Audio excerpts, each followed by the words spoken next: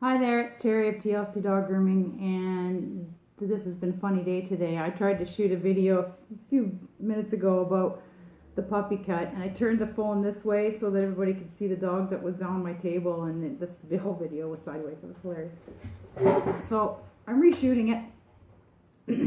So I wanted to share a little bit today about the puppy cut because it is one of the most misunderstood and misused terms in grooming.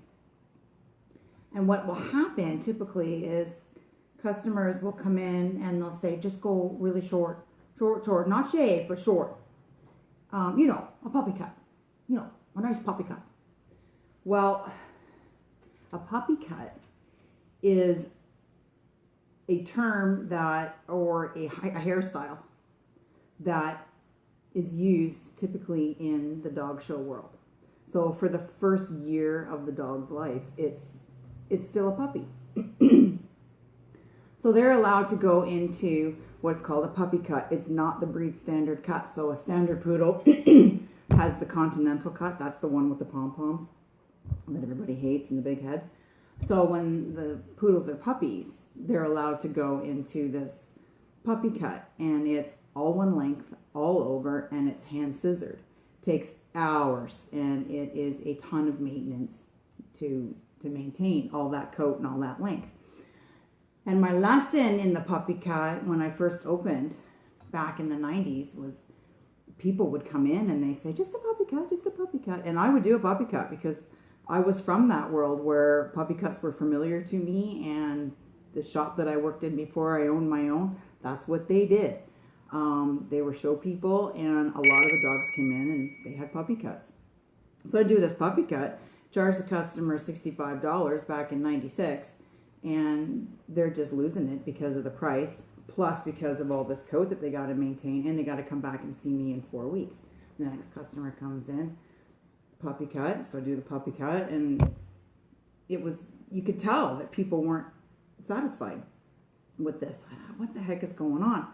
Well, if I looked at the dog a little closer, what it was basically a grown out strip off, and which can be in different lengths. You can have a 7 strip off, a 4 strip off, a 3 strip off, different lengths.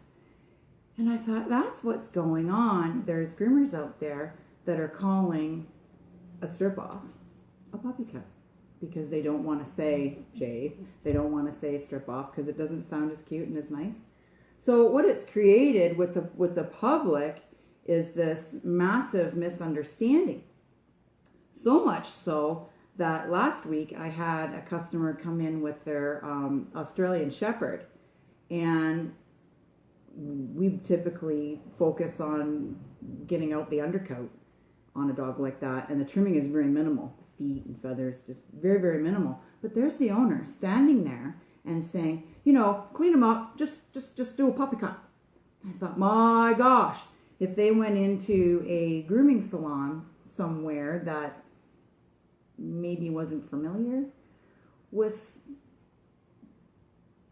the misuse of the term, and people just don't know, right? You can't help what you don't know. You don't know what you don't know, or you don't know what you don't know. They're in all likelihood going to take a number 7 blade, which is the shave, and shave your Aussie. And the same thing with your cockapoo. If you don't really want it short and want it shaved, and you go into some place and you say, oh, just give it a puppy cut, you might get back a very, very short dog. And I think that that's a bit of a problem for people.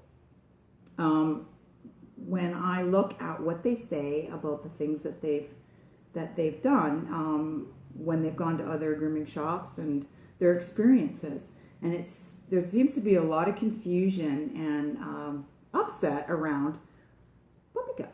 So I thought, you know what, I'm going to take a few minutes and do a video about the puppy cut, and I hope it helps people have a little bit of an understanding about what that really is. So I've got to get to work. Thank you. Have a great day, everybody, and we'll see you next time. Bye.